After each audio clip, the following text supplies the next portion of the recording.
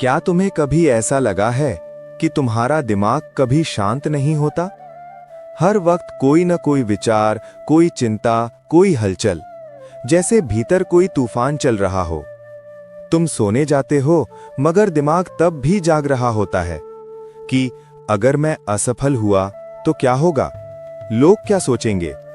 और इस सोच की आंधी तुम्हारे भीतर का सुकून उड़ा ले जाती है। पर क्या तुमने कभी सोचा है कि गौतम बुद्ध जैसी हस्तियां इतनी शांत क्यों थीं, जब उनके चारों तरफ भी वही दुनिया थी, वही लोग, वही संघर्ष थे?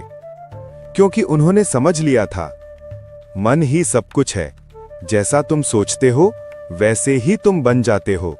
गौतम बुद्ध ने कहा था, तुम अपने क्रोध के लिए दंड नहीं पाओगे, बल्कि तुम्हारा क्रोध ही तुम्हें दंड देगा। उन्होंने हमें सिखाया कि जब तुम अपने मन को समझ लेते हो तो तुम पूरी दुनिया को समझ लेते हो। शांति भीतर से आती है, इसे बाहर मत खोजो। ध्यान कोई जादू नहीं है, यह मन को स्थिर करने की कला है। जब तुम बैठते हो और बस अपनी सांसों को महसूस करते हो तो धीरे धीरे तुम्हारे विचार झील की तरह शांत होने लगते हैं।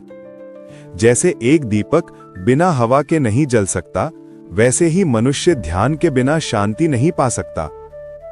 अतीत में मत रहो, भविष्य के सपने मत देखो, वर्तमान क्षण पर ध्यान दो। बुद्ध ने यह भी कहा, जो स्वयं को जीत लेता है वह 1000 युद्ध जीतने वाले से भी महान होता है।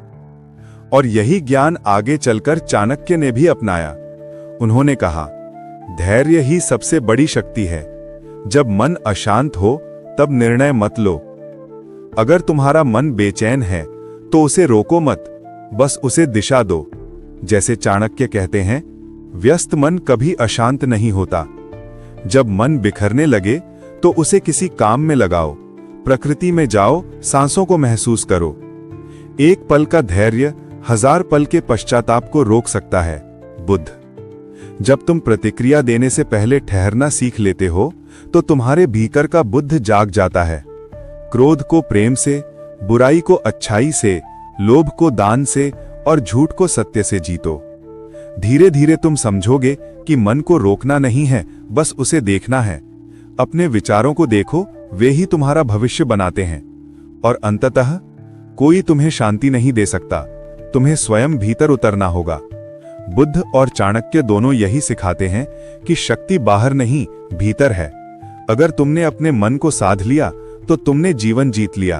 अगर वीडियो अच्छा लगा है तो लाइक करें और सब्सक्राइब करें। नमो बुद्धाय।